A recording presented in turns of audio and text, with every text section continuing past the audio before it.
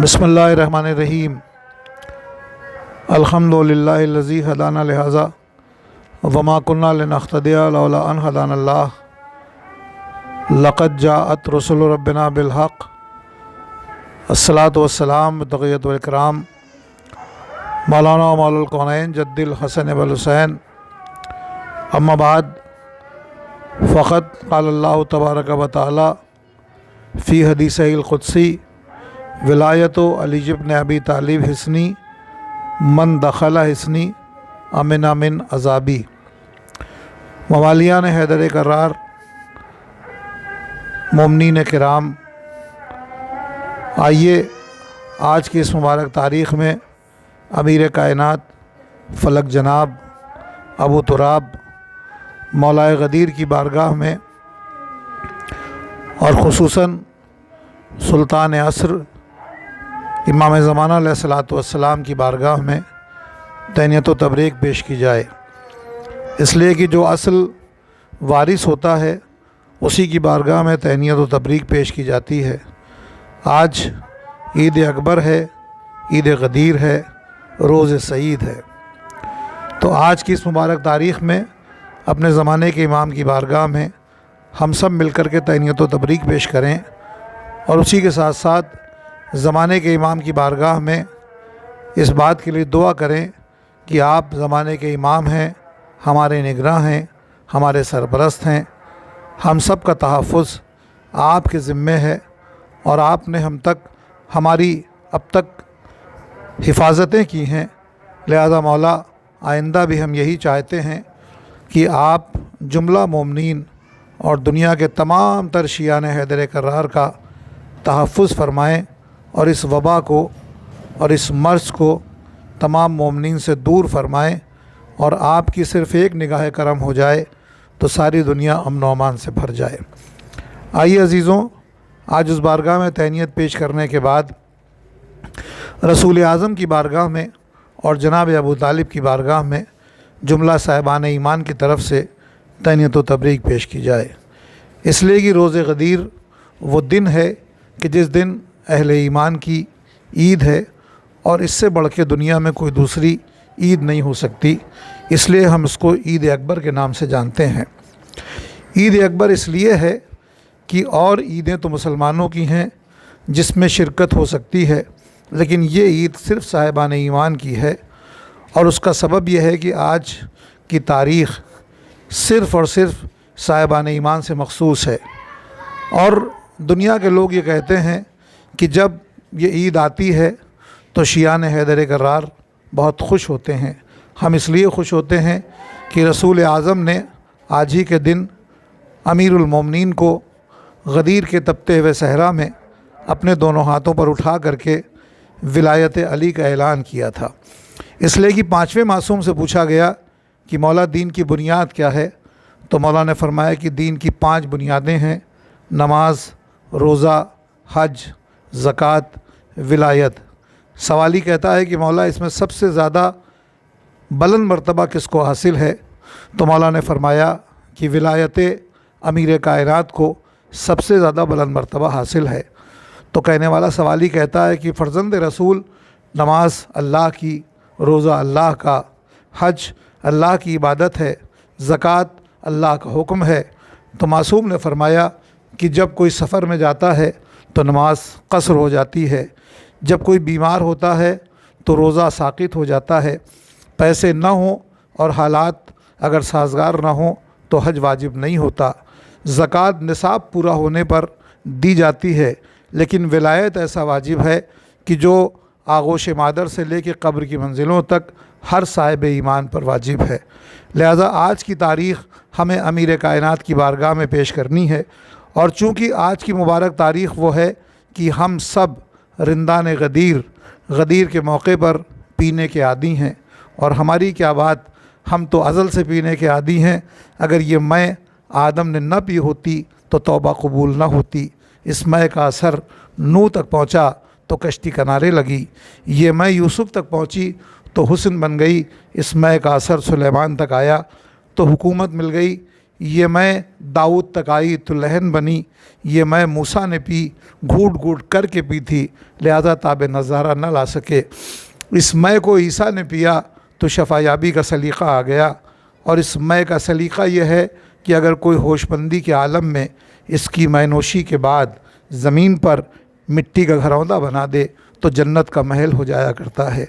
इस मैं का कमाल यह है कि मीसम फराज़ेदार से बयान देते हैं, रहेगा ज़िक्र अली हम ज़बान देते हैं।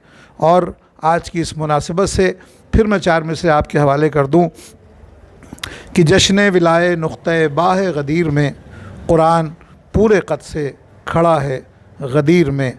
आज की तारीख़ में गदीर के तपते हुए सहरा में, ये तपता हुआ सहरा उनके लिए है जिनके दिल जल रहे थे, वरना सलमान और अबू ज़र के लिए ये तपता हुआ सहरा नहीं था, गुलजार का समंज़र था। सहरा उनके लिए तप रहा था जिनके दिल जल रहे थे, जो घुटनों घुटनों रेत में खड़े होकर के भी अली की विलायत को सुन रहे थे। और आज तो नबी ने ऐसा तूलानी खुतबा दिया जो अपनी पूरी 63 बरस की ज़िंदगी में कभी ना दिया।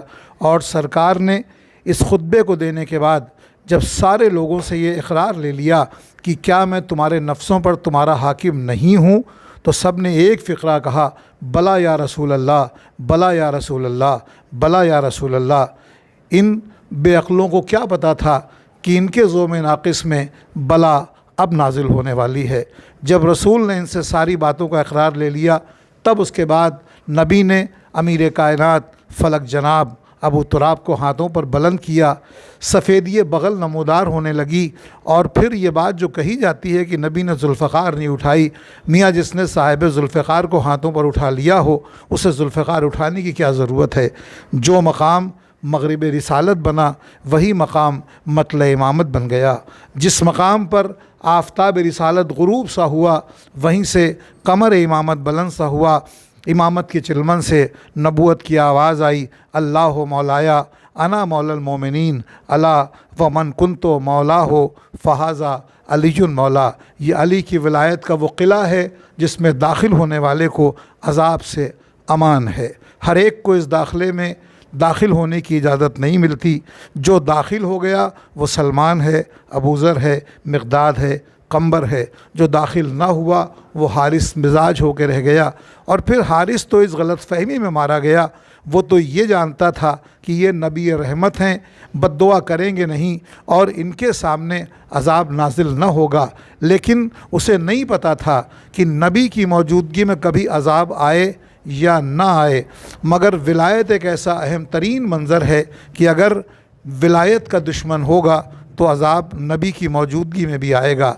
तारीख़ शाहिद है कि हारिस भूल गया और हारिस को ये गलत फ़हमी हुई कि नबी की मौजूदगी में अज़ाब नहीं आता। और इसी बुनियाद पर अल्लामा अमीनी ने जो लहजा अख्तियार किया है, हारिस के लहजे को नक़ल किया। हारिस जलता हुआ, भुनता हुआ, कबाब होता हुआ नबी के पास आया और कहने लगा, मोहम्मद तुमने ये सारा पैगाम पहुंचा दिया, हमने सब मान लिया, अब भी तुम्हें सुकून नहीं हुआ, तुमने अपने छोटे भाई को हमारे ऊपर मौला बना के मुसल्लत कर दिया। नबी मुस्कुराए और फिर मुस्कुराए।